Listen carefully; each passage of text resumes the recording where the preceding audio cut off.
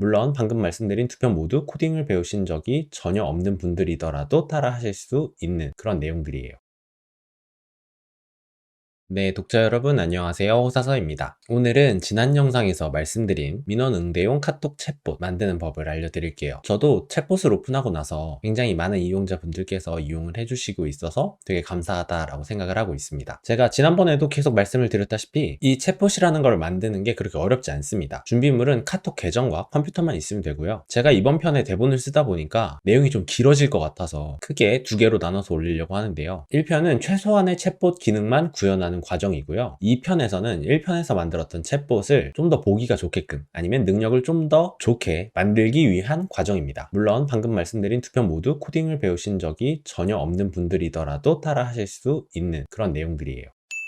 우선 인터넷에 카카오톡 채널 관리자 센터를 검색을 하세요. 그 사이트에 들어가서 로그인을 하고 나면은 새 채널 만들기라는 버튼이 보이실 거거든요. 그 버튼을 누르시고 채널명과 검색용 아이디, 내 채널의 카테고리 이렇게 세 가지를 설정합니다. 채널명과 검색용 아이디에는 기관명을 적으시면 되고요. 카테고리는 기관 단체에서 공공행정으로 하시면 됩니다. 그렇게 하고 나면은 채널이 생성이 되는데 해당 채널을 클릭하시면 채널 관리자 센터로 넘어갑니다. 왼쪽 메뉴 탭에서 채널 홍보하기를 클릭하시고요. 채널 URL 복사 버튼을 누르세요. 그 다음 왼쪽 메뉴에 비즈니스 도구 챗봇 이렇게 클릭을 하시면 다음과 같은 화면이 나올 텐데 저는 챗봇이 이미 만들어져 있기 때문에 챗봇 관리자 센터 바로 가기 라는 버튼이 보이지만 여러분들 같은 경우에는 똑같은 위치에 카카오 아이 오픈 빌더 바로 가기 라는 버튼이 보이실 겁니다. 그 버튼을 누르시면은 카톡 챗봇 승인을 요청하는 메일을 카카오에게 보내게 되는데요. 기업과 개인 중에 개인을 클릭하시고요. 채널 URL은 저희가 아까 홍보하기에서 복사했던 URL을 그대로 사용하시면 됩니다. 신청 사유에다가 여러분의 소속과 챗봇을 만들고자 하는 이유를 적으시면 됩니다. 이때 신청 사유를 4-5줄 정도로 조금 정성 들여서 적는 것을 추천을 드려요. 왜냐면은 너무 이렇게 성의 없게 쓰게 됐을 경우에는 카카오 측에서 승인을 안 해줄 수도 있습니다. 저 같은 경우에는 어디에 근무하는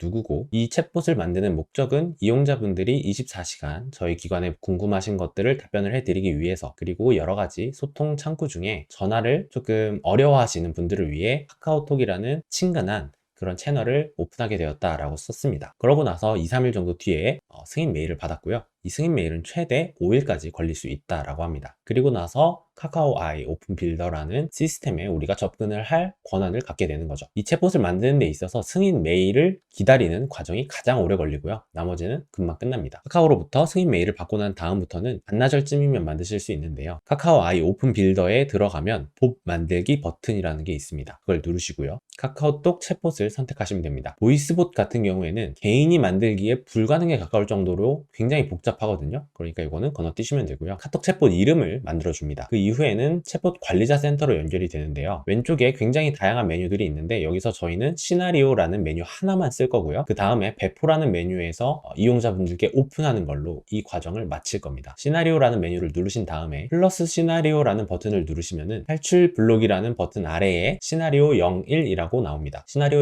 01 버튼 오른쪽으로 조금씩 가시다 보면은 왼쪽 방향으로 화살표가 나 있거든요. 시나리오 01에 하위 메뉴들이 보여집니다. 블록 추가라는 파란색 글씨가 있는데 이 블록이 뭔지에 대해서 설명을 드리도록 할게요. 블록이라는 거는 하나의 대화라고 생각을 하시면 됩니다. 우리가 이름을 묻는 대화가 있다라고 가정을 해볼게요. A라는 사람이 너의 이름은 뭐냐? 라고 물었고 B라는 사람이 나의 이름은 홍길동이다 라고 대답을 했다 치면은 이름이 뭐냐는 질문은 챗봇 이용자분들이 하실 거고요. 내 이름은 홍길동이다 라는 대답을 챗봇이 하도록 우리는 설계를 할 겁니다. 이 대화가 끝나고 그래 홍길동아 너는 몇 살이니? 나는 1살이야 라는 또 다른 대화가 이어졌다 칠게요. 이름을 묻는 대화, 나이를 묻는 대화 이 각각의 대화들이 블록이고요. 유사한 블록끼리 묶어서 시나리오를 만드는 건데 제가 만든 챗봇은 시나리오에 구분을 두지 않았습니다. 시나리오 01 아래에다가 그냥 모든 블록을 다 때려 박아가지고 만들었어요. 그랬는데도 운영을 하는 데 있어서 전혀 문제가 없었습니다. 그래서 시나리오를 구분 짓는 거에 있어서는 딱히 지금 당장 설정하실 필요는 없고요. 블록을 충실히 만드는 것에 좀 더 집중을 하시면 좋을 것 같습니다. 그리고 블록을 만들 때 어떤 내용들을 넣어야 될지 모르겠다 감이 안 잡히시는 분들은 홈페이지에 들어가 보셨을 때 여러분들이 근무하시는 홈페이지에 들어가 보셨을 때 FAQ라는 자주 묻는 질문을 홈페이지에 대부분 넣어 놓습니다. 해당 질문들은 여러 해 동안 기관을 운영을 하면서 경험적으로 쌓였던 데이터들이니까 해당 질문들을 우선적으로 챗봇에 실어두는 것을 좀 더 추천을 드리고요. 이제 블록을 만드는 것을 마무리해 보도록 할게요. 화면과 같이 첫 번째 블록의 이름을 오시는 길이 길이라고 정했습니다. 그리고 저장 버튼을 눌러볼게요. 지금 보시는 화면과 같이 시나리오 1번 아래에 오시는 길이라는 블록이 생겼습니다. 그 다음에는 질문을 입력할 차례입니다. 앞서 사례로 언급한 이름을 묻는 대화에서 이름이 뭐니? 라는 질문에 해당하는 것이죠. 제 생각에 대다수의 이용자분들은 땡땡 도서관에 어떻게 가요? 라고 물어볼 것 같아요. 그러면 사용자 발화 입력 탭에다가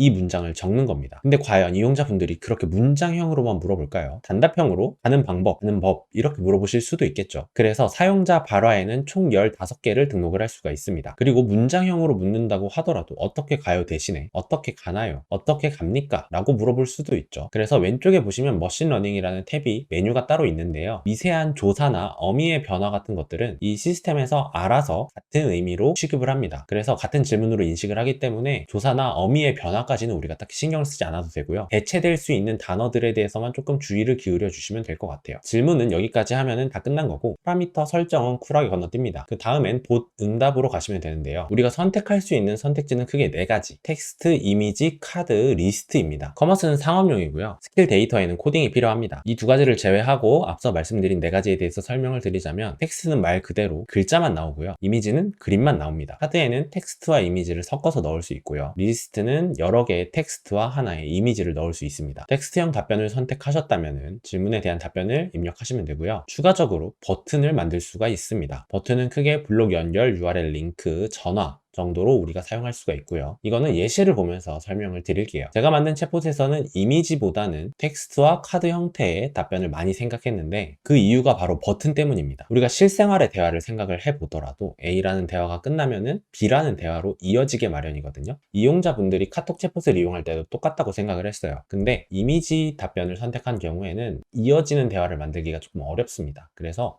저는 텍스트형 대화나 카드형 대화를 통해서 다음 대화로 좀 더 원활하게 이루어질 수 있게끔 이어질 수 있게끔 하는 데에 좀 포커싱을 맞췄고요. 지금 보시는 화면은 제가 만든 챗봇의 주차에 대한 블록입니다. 저희 기관에는 별도의 주차 시설이 없기 때문에 반드시 대중교통을 이용하셔야 되는데 이용자분들이 주차에 대해서 물어본 거는 우리 기관에 오고 싶다라는 니즈가 있는 거잖아요. 근데 주차가 안 됩니다 라고만 말을 하고 대화가 끊겨버린다면 이용자분들 입장에서는 좀 불친절하다라고 느낄 수가 있겠죠. 그래서 그 아래에다가 버튼으로 오시는 길이라고 해서 만들어 두는 겁니다. 이 버튼을 사용함에 있어서 아까 말씀드렸던 3가지를 적용을 해 본다면 첫 번째로 대중교통 이용하는 블록을 따로 만들 수도 있겠죠. 두 번째는 지도 URL을 복사해서 붙여다가 우리 기관이 어디에 있는지 이용자분들이 좀 더 편하게 검색하실 수 있게끔 만들 수도 있고요. 직원들이 직접 전화로 안내를 할 수 있게끔 전화번호를 적을 수도 있겠죠. 지금 보시는 것처럼 이렇게 예상되는 질문과 그거에 대한 답변들, 즉 블록을 충분하게 만들었다라고 하면은 왼쪽에 배포라는 메뉴를 누르셔서 간단한 이 버전에 대한 메모와 함께 배포를 하시면 서비스 론칭이 완료가 되는 겁니다. 다음 시간에는 이렇게 만들어진 챗봇을